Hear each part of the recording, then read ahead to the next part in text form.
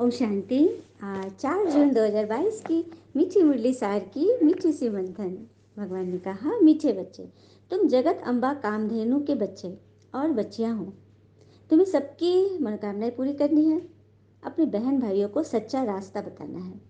तो क्या करें बाबा? जगत अम्बा कामधेनु अर्थात जगत के रचयिता हमारे पिता परमात्मा के हम बच्चे और बच्चियां हैं।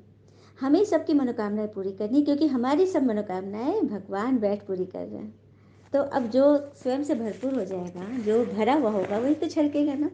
तो अपने बहन भाइयों, अपने हमजिन्स को, सभी आत्माओं को सच्चा रास्ता बताना है। लेकिन ये भी बात है ना कि अगर हम चाहते हैं कि हमारा संदेश सभी आत्माओं तक पहुँचे, तो हमें पुकारना भी आत्मिक भान से होगा। आत्मा में टिक कर पुकारना होगा, तभी हमारी जो सीख है, हमारी समझ, हमारी जो संदेश है, आत्माओं तक पहुंचेगा। तो उसके लिए परमात्मा से जुड़ना होगा, क्योंकि परमात्मा ही हमें आत्मिक भान सिखाते हैं, है ना। प्रश्न, तुम बच्चों को बाबा द्वारा कौन सी रिस्पॉन्सिबिलिटी मिली हुई है?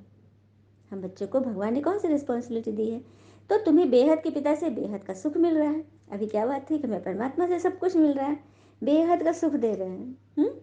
तो हमारा फर्ज है घर घर में ये पैगाम दो, मतलब हर एक को बताना है कि भगवान आ गए हैं, क्योंकि सभी को भगवान से तो सभी को मिलन चाहिए, भगवान से सर्व प्राप्तियाँ सभी को चाहिए। और कहते हैं ना कि भगवान हमारे हर एक एक कर्म को देखते रहते हैं, एक एक कर्म देखते हैं। हाँ, भरते हैं हमें, लेकिन उनके पास एक लाठी भी है, एक लाठी भी है जो दिखाई नहीं देती, ना आवाज़ करती है, लेकिन दर्द बहुत होता है।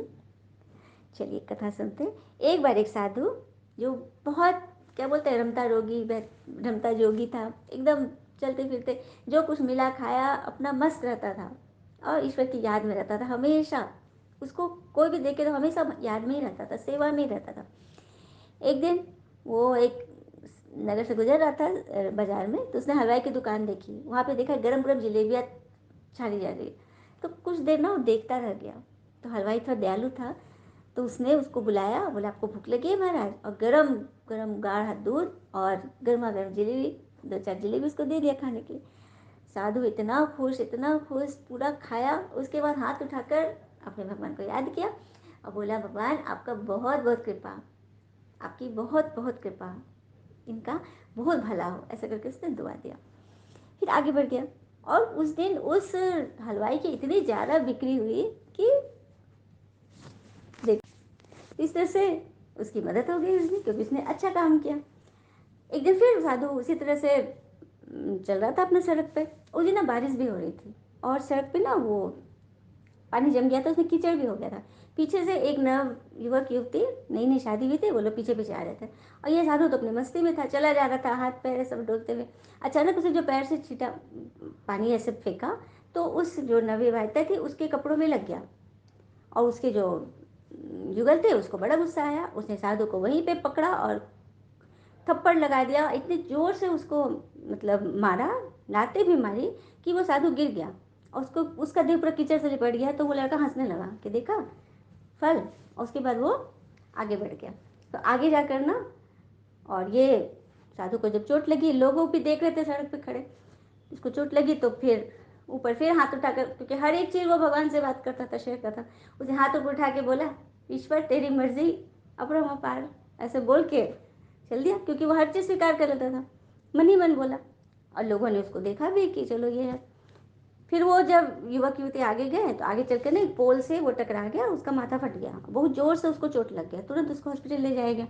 तो जो सड़क पे लोग सब देख रहे थे, उन्होंने उस साधु को पकड़ा कि आपने इतना बड़ा उसे क्यों श्राप दे दिया भगवान से बोल कर कि ये इसको इतना बड़ा चोट लग गया, इसकी मतलब मौत पे बनाई, जान पे बनाई। बोला अरे मैंने कोई श्राप नहीं दिया। तो फिर साधु कुछ सोचने लगा, फिर पूछा लोगों से, भीड़ से, कि आप में से कोई है जो इस घटना को शुरू से देखा हो? तो हाँ मैंने देखा है, एक युवक आया। तो अच्छा बताइए, मैं जब चल रहा था तो मेरे छींटे से उस लड़के को कीचड़ पड़ी? तो नहीं, उसको तो बिल्कुल नहीं पड़ी, उनकी वाइफ को पड़ी। तो फिर उस लड़के ने क्यों मारा मुझे? तो सब लोग चुप हो गए। तो साधु बोलता है कि यही बात है, लड़का जिसे प्यार करता था उसको कीचड़ लगा तो लड़के ने मारा, उसी तरह से मुझे जो प्यार करता है, मुझे दर्द हुआ तो उन्होंने उसकी खबर ली, तो सब लोग सोचते रह गए। तो यही बात है कि कब हमें किसी के साथ गलत नहीं करना है। देखिए, गलतियाँ सबसे होती है, गलतियाँ कीजिए, वो सबसे होती है, मगर किसी के साथ गलत मत कीजिए। ये बात है। तो चलिए, यहाँ पे है ना, भगवान ने हमें कौन सा रिस्पॉन्सिबिलिटी दी है, तो भगवान जो हमें बेहद का सुख दे रहे हैं, तो हमें घर घर ये पैगाम दे रहा है कि भगवान आ गए, बाबा का मददगार बन, हर एक को, हर एक कांटे को फूल बनाने की सेवा करनी है, पिता समान निरहंकारी निराकारी बन सबकी खिदमत करनी है, सारी दुनिया को रावण माया के चंबे से छुड़ाना। वो दुश्मन है ना हमारे अंदर, जो कमी कमजोरियाँ, जैसे कैसे उस युवक ने अकारण ही चलिए छींटे पड़ गई, गलती से हुई, जान के तो उसने नहीं किया, तो आगे आगे चल रहा था, लेकिन उसको कितना उसको मारा पीटा। तो ऐसा नहीं करना है। तो ये सब समझाने कौन देगा, भगवान ने हम आत्मा को समझे, और हमारा फर्ज है कि हम सबको बताएं। चलिए इसको एग्जाम्पल समझते हैं। जैसे कोई पेड़ है, कोई पेड़ है, हमने पौधा लगाया, पेड़ बन गया, वो हरा भरा पेड़, उसमें सुंदर फल फूल लगे हुए हैं, तो हमने ये संकल्प किया कि हम इसके रोज ध्यान करेंगे, रोज इसकी देखभाल करेंगे, कितना सुंदर लग रहा है, कितने फल फूल लगे हैं। तो हम पत्ते पत्ते पानी डाल रहे हैं, फल फूल पर डाल, लेकिन रूट्स पर ध्यान नहीं दे रहे हैं, रूट्स को इग्नोर कर रहे हैं, क्योंकि एक तो दिखाई नहीं दे रहा है, दूसरा वो सुंदर भी नहीं है।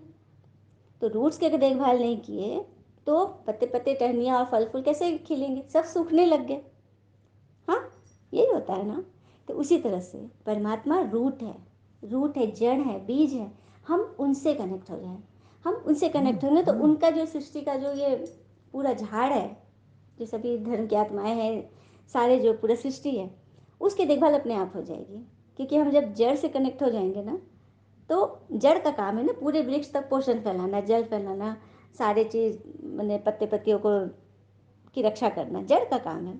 तो जड़ से सटे रहिए, जड़ से सट लिए, जड़ से हम शक्तियाँ ले रहे हैं, तो अपने आप हमको एक एक देहधारी, एक एक पत्ते पत्ते को देखने की आवश्यकता नहीं पड़ेगी, हमारे द्वारा सबका पोषण हो जाएगा। तो ये जिम्मेवारी भगवान ने दी, तो उसके लिए हमें ईश्वर से कनेक्ट रहना पड़ेगा, है ना।